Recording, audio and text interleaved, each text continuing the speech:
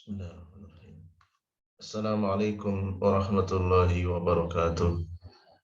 Alhamdulillahi thayyiban mubarakan fi kama yuhibbu rabbuna wa yarda. Ashhadu an la ilaha illallah wahdahu la syarikalah wa ashhadu anna Muhammadan abduhu wa rasuluhu amma ba'd. Ikhwatal kiram rahimani wa rahimakumullah, saudara-saudariku seiman dan seakidah. Kita lanjutkan kembali pelajaran berikutnya, yaitu Al-Mawdi'ur Rabi'u, pelajaran yang keempat dari Sirah Nabi di halaman yang ke-90. Qissatu Abi Thalibin faman fahimaha hasanan wa ta'ammala iqrarahu bitauhidi wa hasun nasi alaihi wa tasfihu uqulil musyrikina wa mahabbatuhu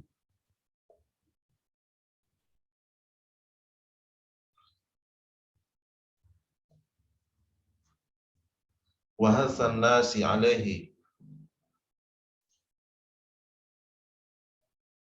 wa tasfiha uqulil musyrikina wa mahabbatahu liman aslama wa khala'a asyirka thumma bazala umrahu wa malahu wa auladahu wa ashiratahu fi nasrati Rasulillahi sallallahu alaihi wasallam ila an mata. Kisah Abu Thalib. Siapa yang memahami kisah tersebut dengan pemahaman yang benar, merenungkan bagaimana pengakuan Abu Thalib kepada tauhid, dan merenungkan bagaimana sikap beliau memberikan motivasi kepada masyarakat yang ada di sekitar Mekah agar berada di atas tauhid, dan sikap beliau tasfiha, menganggap rendah akal orang-orang musyrik, wa mahabbatahu, dan kecintaan beliau kepada orang yang masuk Islam dan melepaskan kesyirikan. Lalu kemudian beliau mengorbankan umurnya, hartanya, anak-anaknya, kerabat keluarganya dalam menolong Rasulullah Shallallahu Alaihi Wasallam sampai mati. Qala asy-syarih Shalih Al-Fauzan hafizahullah taala. Beliau menjelaskan Abu Thalibin amur Rasul sallallahu alaihi wasallam. Abu Thalib itu adalah paman Rasul. Lamma tawaffa walidur Rasuli Abdullah ibnu Abdul Muttalib. Ya. Ketika ayah Rasul, yaitu Abdullah bin Abdul Muttalib, telah wafat, wa Rasulu sallallahu alaihi wasallam humila fi batni ummihi.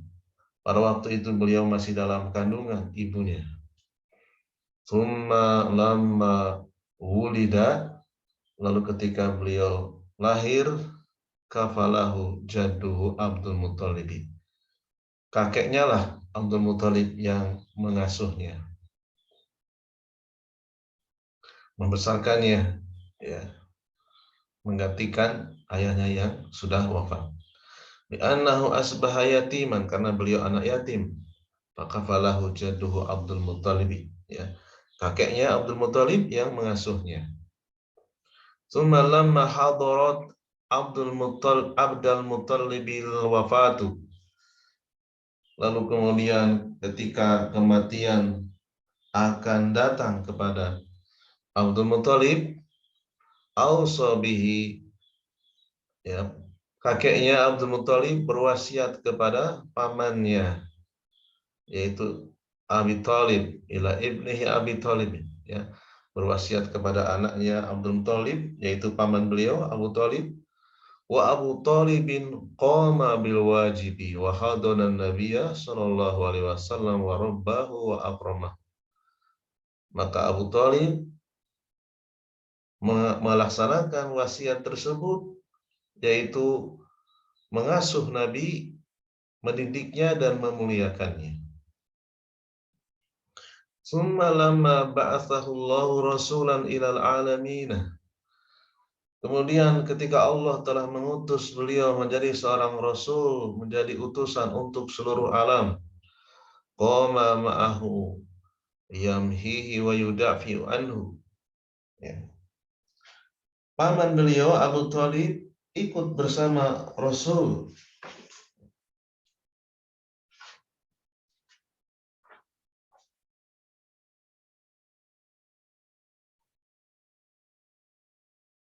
melindungi beliau, yamhihi wa yudafi'u anhu, dan membela beliau.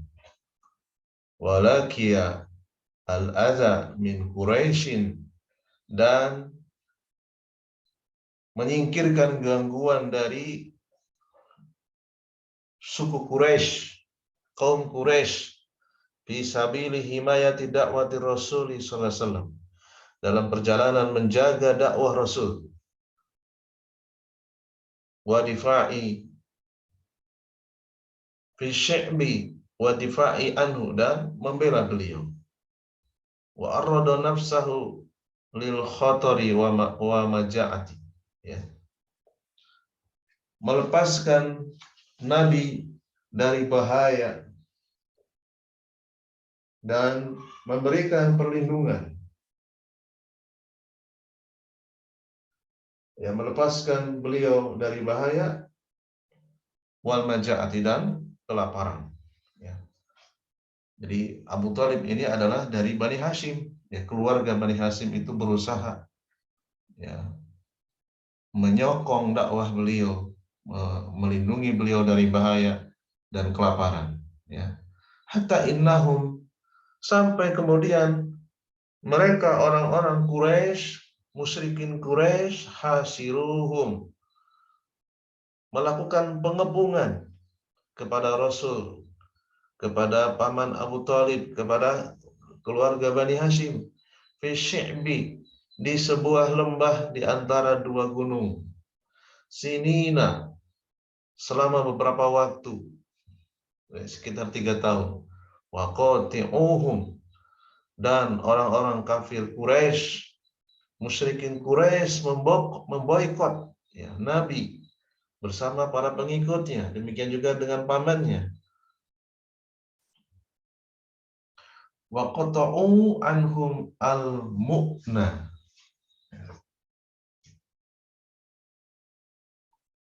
al-mu'ana, ya, dan memboikot Rasul, para sahabat, demikian juga pamannya dari sisi ekonomi, ya, yaitu menghalangi masuknya bahan makan, ya. Jadi siapa yang mencoba mengirimkan bahan makanan, gandum, kurma, dan yang lainnya akan diboikot, akan dihukum, ya. Wa qata'u anhum at-tisala, dan memboikot mereka dari sisi sosial. Kalau tadi bidang ekonomi, dari bidang sosial, ya. Tidak boleh berhubungan dengan dunia luar, tidak boleh berinteraksi, ya. Ya, hukumnya cakupannya luas, tidak boleh menikah, ya, tidak boleh mencari nafkah, tidak boleh mengurus kebunnya, ternaknya, diputus, ya, bidang ekonomi dan sosialnya. Wa ma'ahum Abu Thalibin wa sabara ala dzalik, ala hadza, ya. Abu Thalib bersama dengan Rasul bersabar atas pemboikotan tersebut, ya, boikot dari kaum musyrikin. Wa kana yamdahu dinar rasuli, ya, bahkan beliau memuji agamanya Rasul, wa yaqulu, yaitu dengan bersyair, walaqad alimtahu bi anna dina Muhammadin min khairi adyanil bariyati dina, ya. Laulal malamata au hadaro masabbatin la ra'aitani samhan bidzaka mubina. Ya. Yang artinya sungguh aku telah mengetahui bahwa agama Muhammad adalah agama yang paling baik di antara agama-agama manusia. Seandainya bukan karena celaan, seandainya bukan karena menghindari orang-orang yang suka mencela, tentu engkau akan melihatku menerima agama tersebut dengan pasti, dengan nyata. Wa fi lamiyatihi al-mashhurati at-tawilati allati awradaha Ibnu Katsir fil bidayati wan nihayati. Ya. Syair-syair tersebut terkenal dan panjang yang dibawakan Ibnu Katsir dalam karyanya Al-Bidayah wan Nihayah, ya ta'arafa bi anna Muhammadan Rasulullah. Beliau mengakui Muhammad itu adalah utusan Allah, wa annahu shadiqun fi risalati, dan beliau yang meyakini Rasul adalah orang yang jujur. Ya. Wa annahu shadiqun, membenarkan. Ya, Abu Thalib membenarkan. Ya. Rasulullah adalah orang yang shadiq, yang jujur dalam risalahnya, tidak pernah berdusta. Wa annahu lam ya'nahu min ittiba'ihi. Ya. Dan tidak bisa menghalangi beliau dalam mengikuti Rasul illa khasyatu musabbati dini abaihi ad-dini kanu ala ibadatil asnan. Ya. Kecuali karena takut terhadap orang-orang yang suka mencela, menghina agama nenek moyangnya. Ya. Alladzina, ya, yang masih berada di atas penyembahan kepada berhala. Alladzina kanu ala ibadatil asnam. Ya. Fa akhadathu al-hammiyatu al-jahiliyatu fi imtina'ihi min ittiba'i Muhammadin sallallahu alaihi wasallam li alla yajri ala asya'ihi al-musabbati. Ya. Jadi pandangan jahiliyah, sikap jahiliyah, ya, karakter jahiliyah, fa'akhadathu, lebih mengalahkan, ya, beliau Abu Thalib, lebih mendominasi, ya, hatinya Abu Thalib, sehingga menghalangi beliau untuk mengikuti Muhammad, ya, karena ya, karena menghindari, ya, menghindari, ya, para tokoh-tokoh Quraisy yang menghina beliau, yang mencela beliau. Ya. Ini yang menjadi sebab beliau terhalang dari mengikuti agama tauhid. Ya. Karena ada celaan, ya. Jadi tidak tahan dengan celaan, gitu ya. Dari sini kita bisa mengambil pelajaran jamaah sekalian, ya. Tidak tahan dengan celaan, ya, atau bahasa sekarang, ya, baper yang berlebihan, ya, atau sungkan yang berlebihan, ya, sehingga sampai menghalangi untuk menerima tauhid. Dia tidak tahan, ya, bapaknya Abdul Muttalib, buyutnya, ya, para sesepuhnya atau para nenek moyangnya, para leluhurnya itu dicela, karena ketika, ya, mencela, ya, mencela apa? Ibadatul asnam, penyembahan kepada berhala, selalu dikait-kaitkan dengan abaihi, dengan nenek moyangnya, dengan bapaknya, dengan orang tuanya. Dia tidak tahan, ya. Inilah yang menghalangi beliau untuk menerima hidayah.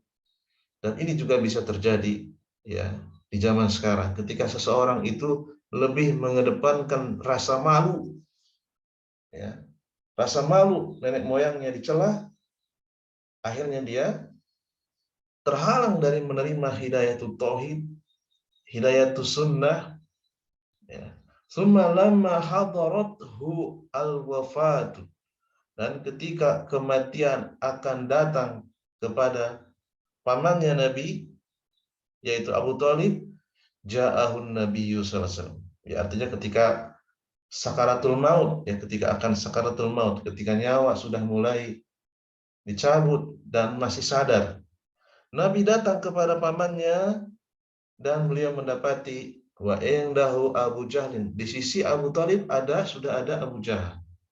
Wa indahu akharu, dan juga ada yang lainnya, tokoh-tokoh musyrik Quraisy yang lainnya, min Bani Mahjum, dari Bani Mahjum. Ya. Rasulullah sallallahu alaihi wasallam, lalu kemudian Rasul mengatakan kepada Abu Talib, ya ammi, wahai pamanku, qul la ilaha illallah, ucapkan la ilaha illallah. La ilaha illallah adalah kalimatan ahajjalaka, satu kalimat yang aku bisa mendatangkan hujah untukmu, biha indallah, di hadapan Allah nanti.